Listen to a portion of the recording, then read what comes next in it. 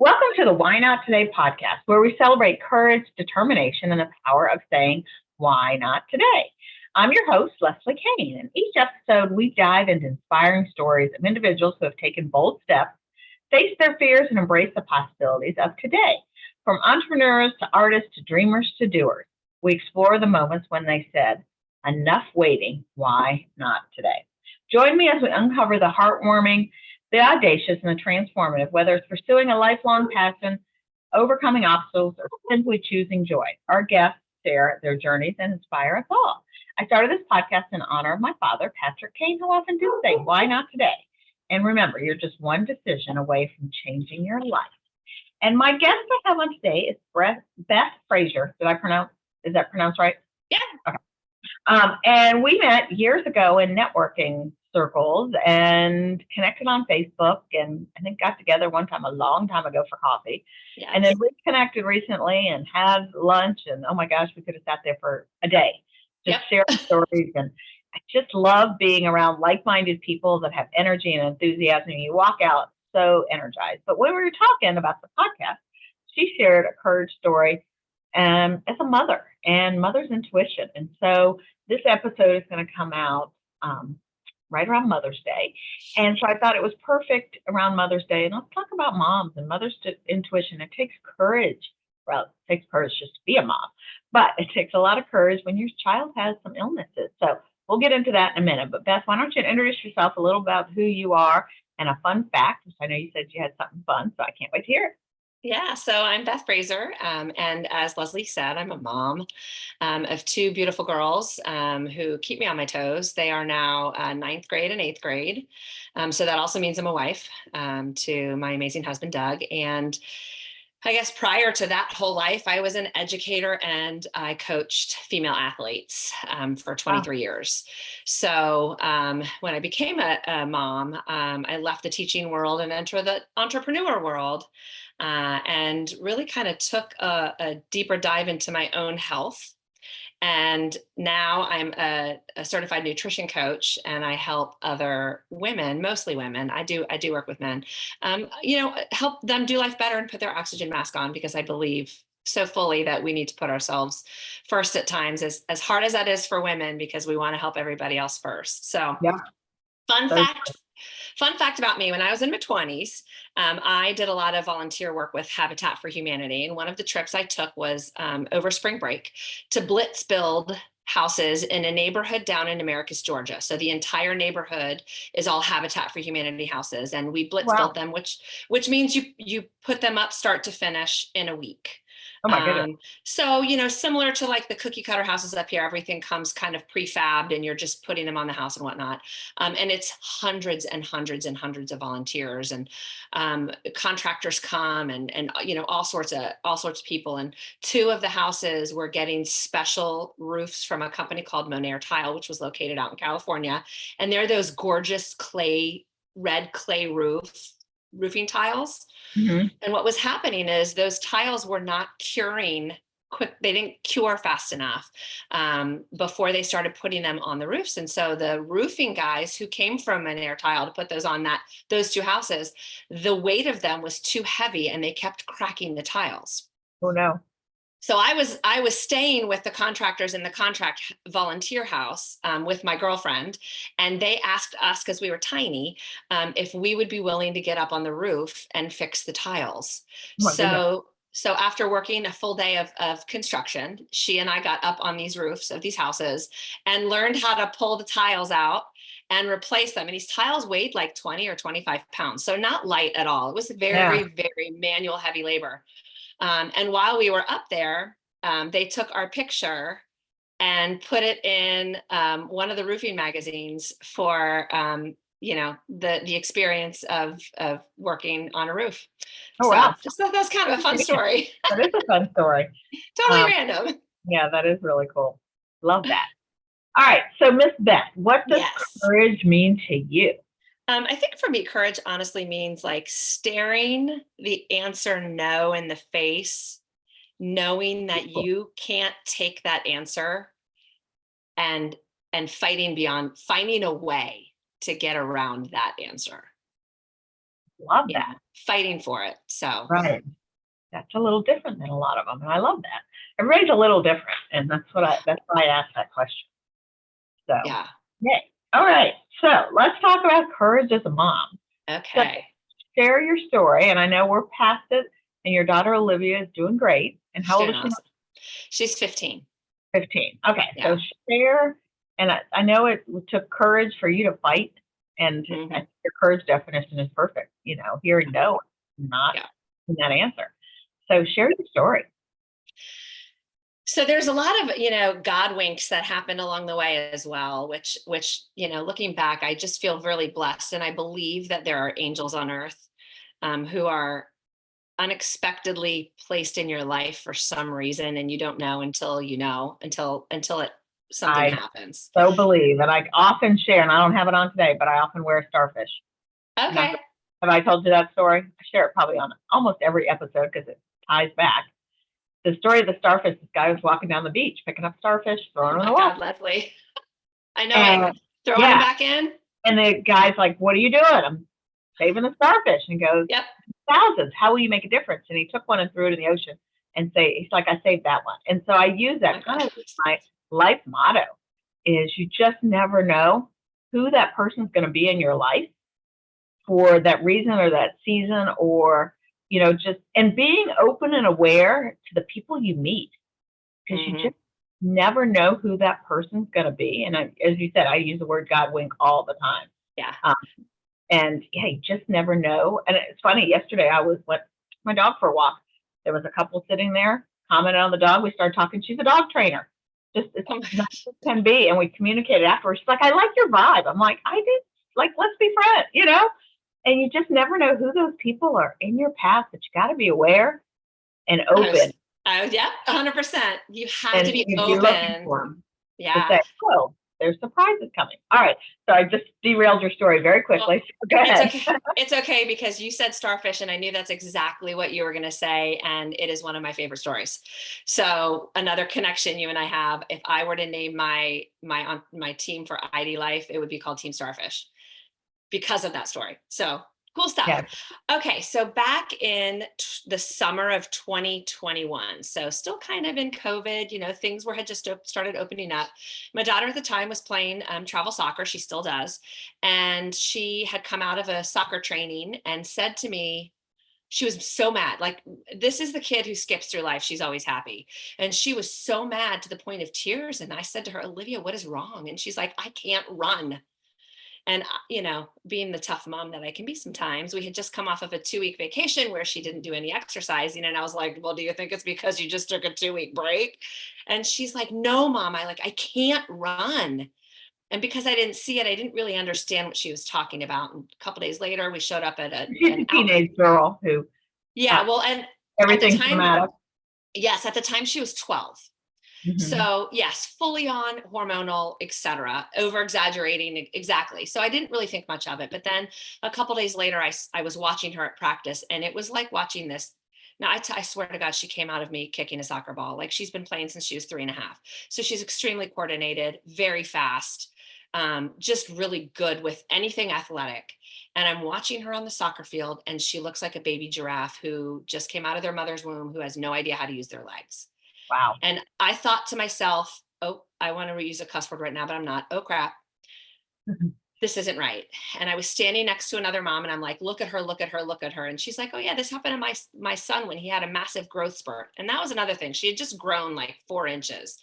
So I'm like, "Okay, maybe it's that. Yeah, sure, maybe it's that." And she comes out of that practice and is like, "I'm really frustrated." And my gut inside is like, something's wrong. But I didn't know what, and I didn't know how to fix it. So we just kept doing life. Oh, and prior to that, by the way, she was bit by a tick 3 weeks before all of this happened. Wow. And no bullseye, which I learned, bullseyes only happen on 25% of cases of Lyme's. Right. So if you And ever get where we live is the highest percentage of Lyme correct, in the correct. country. And we got the tick out and we got it out quickly, but I didn't pursue that because I was like, "Oh, well, there's no bullseye. Like, what do I need to know?" Well, then this happened. And so my mom instinct was like, maybe it's Lyme's.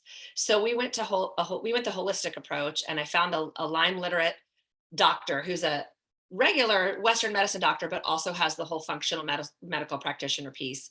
And we Right. went down that holistic route for about a month. None of our tests came back showing Lyme. None of them came back showing any of the other diseases that Lymes carry. So we're doing all these tinctures and pills and all this random, really disgusting tasting stuff. But she's like, I want to feel better. I'll do whatever it takes. So we did that for about a month.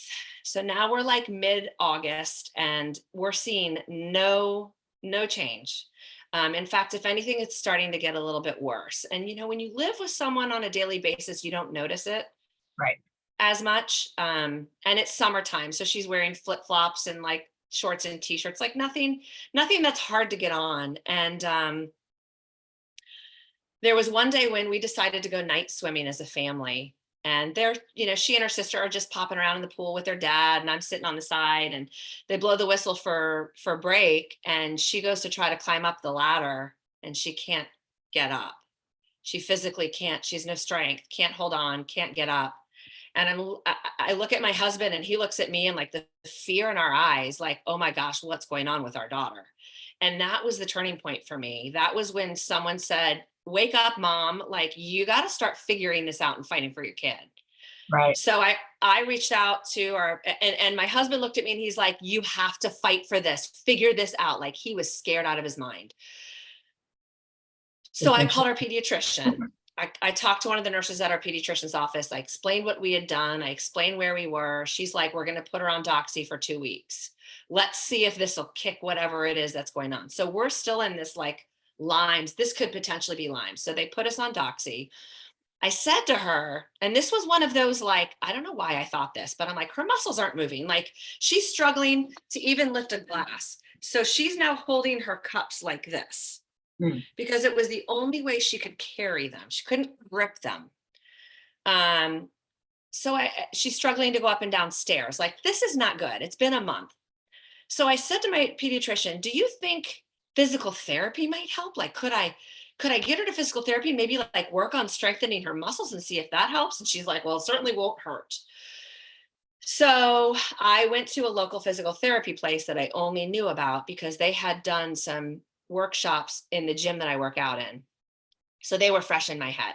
So here's Godwink number one. Like, had that not happened, had I not been involved in my own personal health story, like I might not have known about this place. So we show up and we see like the head person there who doesn't introduce himself as a doctor, but calls himself a nerve specialist. And looks at me and is like, you're right. This isn't right. Something's going on here. I've never seen anything like this before, but we're going to see what we can do to start training her muscles. So we started going once a week. At the same time that's happening, I'm now calling neurologists. I'm trying to get into infectious disease doctors at Children's Hospital. Like nothing is stopping me. Who can I reach out to? What can I find? Yeah. It was my mentality. Like pediatricians giving me something. So my next step was neurology. So we got an appointment with a neurologist at Children's. And went there, and she ran all these tests, and of course everything came that she was doing, which I think is how they take on every child. They do the same tests. Came back fine. Like she was fine in terms of she could feel all the vibrations and, all the things. And she looked at me and said, well, at your daughter's age, they start to get in their head a little bit. I think this is a mental game she's playing against you. So I think this is mental. And I looked at this woman and I'm like, did you see her walk down the hallway? Like, this girl can't walk. You tried to get her to run. She said, I can't. Like, what are you talking about? So I left there more angry than I ever have. And in the meantime, we're still doing this. Under what you needed to be. Right. And we're still doing physical therapy. And Richard, who was our physical therapist, would meet with us after every appointment. And he was starting to get scared and nervous. And he's like, I've reached out to my colleagues and tried to figure this out. And he's like, I think you need to dig further. So he put me onto infectious diseases. So then now we're like at Children's Hospital in DC, trying to get infectious diseases, trying to get rheumatology. And he said, neuromuscular. It's neuromuscular, not neuro. So I'm trying to get 3 appointments with these. Well, neuromuscular, mind you, it's August. I can't get till the end of October, but I'm like, we'll take it. I couldn't get a hold of rheumatology, and I was able to get into infectious diseases. Now school has started. It's now the end of August. School has started, and we go to the first day of school, and she can't put her backpack on her back. And I'm Wow. like, oh my God, what are we gonna do? What are we gonna do? You know, so it's like think. So I'm reaching out to the office and her teachers. I send a message to all of her teachers explaining what's going on. Like, she's gonna need help. The office for this, I think she was in 7th grade at the time, was like, don't worry about it. Have her bring her backpack here. She couldn't even open her locker. So I start driving them to school. I help her get her backpack on. She sits in my car with her backpack on, strapped into her seatbelt, because there was no other way to get it there. She can't sit on the Wow. floor in PE, so they have a chair for her and a buddy. So now At she's what, standing up. at what point did she say, I don't want to go to school? No, No. Wow. I would have no. said, heck no, I'm not going. Yeah. So, and at this point, like, she really can't play soccer. So her coach knows what's going on, but he's not sure what it is. Like, any adult I saw, like, the look of concern when they would see her, it was all written all over their face. And so it's Wow. literally staring me in the face everywhere I go, and just keep, I just had to keep a vision of her taking the soccer field again as a healthy child. And I Right. kept that vision not only in my head, but I kept sharing it with her. I kept sharing it with her because I didn't want her to lose sight of what she loves the most, and that's playing soccer. Mhm. So all the time I just kept talking about that out loud. We're going to find an answer. I'm not going to give up. We've got this, just trying to be positive and not show like my fear to her at Right. all. So what her bestie is, they're walking to class one day, and Olivia falls in the hall and can't get up. And she literally had to crawl over to the wall near a window and grab onto the window frame while her friend helped lift her. And after school that day, she went to that friend's house, and I didn't know this happened. And her mom came out and said, uh, Ellen got really scared today when she saw Olivia fall. And I was like, what do you mean she fell? So we had the conversation, and I said, I just feel like I've hit a dead end. Like, I keep trying to reach out to all these doctors and nobody is getting back in touch with me. And she works at a Catholic high school and was like, I'm going to go to school tomorrow and I'm going to look up the patron saint of phone calls. And we're going to pray to the patron saint of phone calls. Is there one? Yes, I don't remember what it is, but yes, there's Okay, a we need patron that. saint of phone calls. So Okay. so she was on that, and I was just so grateful that she was willing to do that. That evening, I was chatting with my mom on the phone, and my mom said to me, I was sharing this story with my friend Cheryl, who used to be a nurse out at Children's, not in any of the places I need. Like, she worked with kids with cancer. And Right. she's like, she's concerned. And I said, can I have her number? And I don't know what made me say that. Like, it would not be me to reach out to my mom's friend. And she's like, absolutely. So I got her phone number and I called her right after I got off the phone with my mom. And she said, I've been waiting for you to call. And she said, let me sit down at my computer. I want to take notes on this. And she just, from the nurses, she put her nursing hat on. Right. And she started asking me all sorts of questions, and she's taking notes and typing. And she's like, Beth, you're right. You got to keep fighting for her. Something's wrong.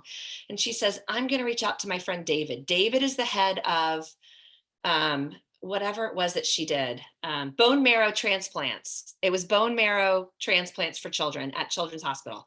I'm going to reach out to him and see if he can't get a hold of the rheumatology doctor for you. And let's see if we can't get that appointment. And who knows, maybe he can cast his net out wider and see what he can do. And I said, that would be great. So that next morning, I got a text message from my friend who works at PVI who said, here's the patron saint of phone calls, pray. I'm praying too. And I said, okay. 1:00 that afternoon, my phone rang and it said Johns Hopkins Hospital. So I pick it up, was like, hello? Hi, is this Ms. Fraser? Yes, this is Dr. Thomas Crawford. I work in the neuromuscular clinic up at Johns Hopkins. My friend David called me and said Your Wow, daughter I has just some got things chills. going Oh, on. And I was like, yeah, it's a Friday too, by the way. And he's like, yeah, I'd like to see her. Are you available Monday? I'm like, we are now. So he said, great, be up here by such and such a time. I'll send you the address, we'll see her on Monday. Couldn't believe it. Hang up the phone. Phone rings again. It is the rheumatology doctor at Children's. Oh, I just heard from David. I'm so sorry I never got back to you. Let's set up an appointment for her. So we set that appointment up. So balls rolling, right? Here we go. I decide, for whatever reason, my mom gut said, I got to go live on Facebook. I need to let other people know what's going on, because at this point we hadn't really shared it with many people. And it was really starting to weigh on me. And I come from a place of, let your prayer circle be as large and as wide as it can be. absolutely. And if people don't know what's going on, how can they help? So I Right. go live on Facebook and I start getting message after message after, I think it's this, and I think it's that, and I think it's this, and I think it's that. And I'm like, okay, I'll pray. And I felt a little relief when I did that, when I let that go. So Olivia and I take off on Monday for Hopkins, and we see Dr. Crawford. Now, to know that you're in the right place from the minute this man walks in to sit with her, I was mind blown. He looks at her and said, anything I do to you, you get to do to me. So she's like, okay. So he's testing her reflexes everywhere with this big hammer. I mean, it's not like your typical tool. And so he would do all of her spots and he's like, here you go. Hit Wow. me, so she's whacking him away, watching the reflexes go off. And, he looks into her eye and he tells her exactly what he's looking for. And then he flips it on her and she does the same. So she's instantly connected to this doctor. And he does a lot of the same tests that the neuro doctor did that told us we were crazy, and says to us, I'm pretty sure this is something called CIDP, which stands for chronic inflammatory demyelinating polyneuropathy. And it's an autoimmune disease that attacks the myelin sheath of the nerves in her peripherals, so her arms and her legs. And if it's not taken care of, it will eventually get a lot worse. So we need to do something about this. And you're going to stay today. We're going to do all these tests on her that normally take months to get into. We're going to do it today. Like, okay. Wow.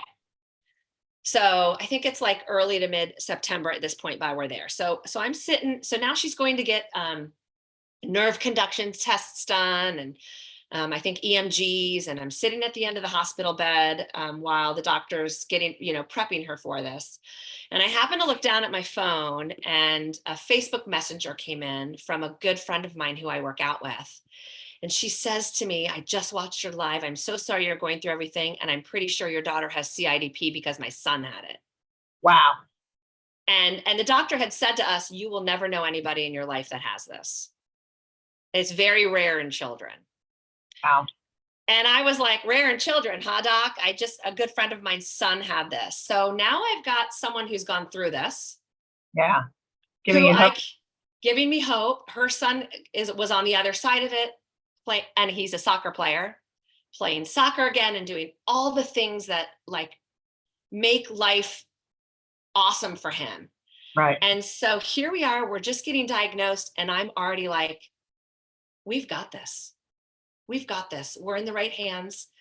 We've had people all along the way helping us out.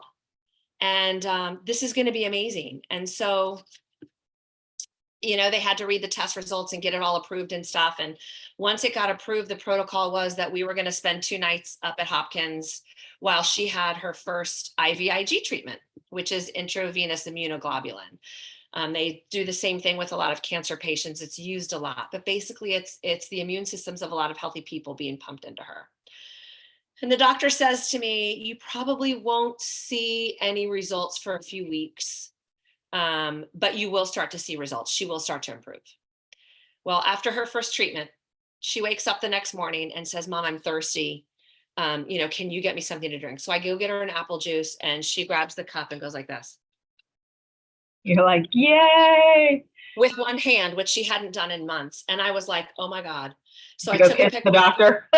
So I took a picture of it and I texted it to the doctor, and he brings his whole team over because it's a teaching hospital. So now we've got all these doctors in there and they're looking and watching. And so we were starting to see instant results. She had another treatment that night, and by the next morning, she and I decided to go downstairs in the hospital and went outside, and there was a few steps, and she just step, Wow. not holding on to anything all the way up. And so I took a video of her doing it and sent it to the doctor again, and was like, I don't know what voodoo magic you just did on my kid, but it still looked awkward, but she was getting better. Right. So our journey continued until April 14th, a year ago. We headed up to Hopkins just about every week so she could get retested. And they were basically testing her strength and her muscle ability. And when it would start to decline, they would hit her with another IVIG treatment. And then those IVIG treatments spread out and spread out and spread out and spread out until finally she didn't need them anymore, because she was in what they call remission. And she's 15. Oh, and the best part of that is the vision I had in my head, which I shared with her all the time, about her taking the soccer field, happened almost exactly like the day, the uniform she was wearing. She took that field, and I'm gonna cry. The entire sidelines of parents who'd been through that journey with us cheered so loud for her. And she only played 10 minutes of that game, but she took that field. Yeah. And she did it. And it was like, it was hope. Yeah. It was hope in those 10 minutes for the future she was going to have. And it was just amazing to see. And, she really didn't get much out of that soccer season. So she lost almost an entire season of soccer, from the time she was sick until, the end of spring. But my 15-year-old daughter tried out for the cross country team in the summer for her high school team. And not only did she make it, but she continued to improve her time by 6 minutes over the course of the season. She then tried out for the basketball team, made the freshman team, played almost every minute of every game, and won the coach's award. And she's now on the JV soccer team at her high school, and the entire time has continued to play club soccer. So to say that she is a pretty amazing creature. That's amazing. So many good lessons in there. And I took lots of notes. I didn't want to interrupt your story, but oh my gosh, so many things. And I think that is where my heart is all the things you just shared. Like, we got to fight for what we want. We can't take no. We got to be courageous. You got to believe that gut.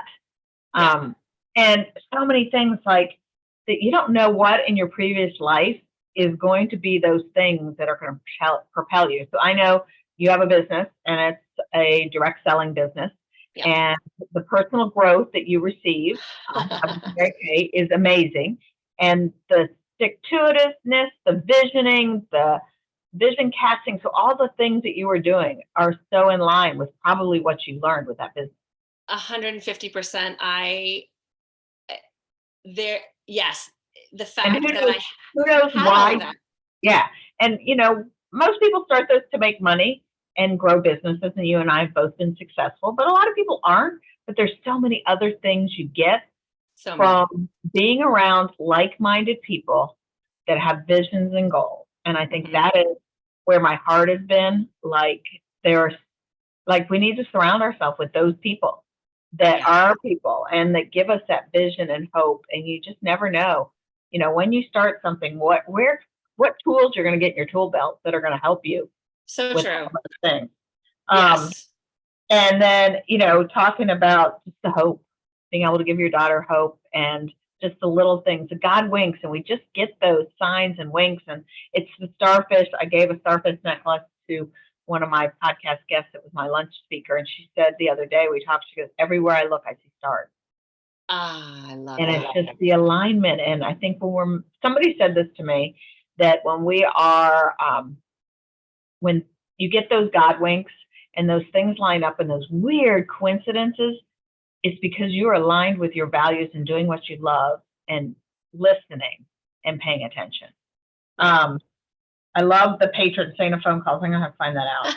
And that you're willing and courageous to tell your story out, to share it with others. And I think social media can be one of those scary things. We're going to put all our good, wonderful things out there, but now we're going to share real life. And you just never know who else, just like you, has been there. And that mom was able to give you hope. That's and right. And hopefully this podcast, I hope nobody else is going through what you've gone through, but it gives mothers hope. I know several mothers whose unfortunately kids have had cancer, and the moms went to the doctor and like, oh, it's nothing. And they're like, no, it is something. And they fought, and you have to. Yeah. And then, and all the people helping you along the way. I love those stories. Yes. So, yeah. And, the tests, having them do those tests like today. Why not today? That's like right. They weren't going to wait and you weren't going to let them. And That's I mean, right. such a why not today story of, and then choose better that fast. And oh my gosh, I do love Hopkins. They are above and beyond. So amazing. So amazing. Yeah. And the crazy thing, I think my daughter wants to go into medicine as a result because of her experience. I was watching some TV show last night. It's Grey's Anatomy, and one of the doctors said his parents wanted him to be a doctor and he didn't want to until he was in a critical car accident. Mm-hmm. And then he's like, I want to be a doctor. Yep. Yeah. So many stories of that. So we could go on, and I love your story, and you might need to be a guest for my lunch too, because it's such a powerful story. I just got to get in town for when you you're doing get to my lunch. But yeah, what a powerful story that people need to hear. And, yes. Whether it's your kid or your parent or you, we know when our body's off, and we know when something doesn't feel right. Mm-hmm. And we know when we watch our parents or friends or, you just see something, we need to say things and pay attention and not just say, oh, no big deal. Like, we really need to pay attention to those things. So how would you encourage somebody else? I think there's a couple of things is, keeping a vision in your head of what you want to see. I think it's important that you don't lose that hope. And for me, not losing that hope came in two forms. It was daily gratitude journaling, which I do every morning. I write down 3 things that I'm grateful for. And it could be something as simple as there's finally leaves on the trees outside again. I do that every morning as well. That's right. It could be nobody complained about dinner last night. I mean, it doesn't really matter. But picturing in your head and manifesting what it is you want to see, because doing that keeps your fight. It keeps you able to keep going. Right. I truly believe in, keeping in the positive, trying to find the positives in things. Because the minute we start going down, your mind is a powerful thing. And when you fill it with positive thoughts, more positive happens. When you fill it with negative thoughts, more negative thoughts happen. So why would we want to fill it with the woe is me's, you know? And that's unfortunately where we go to first. Right. And that's survival.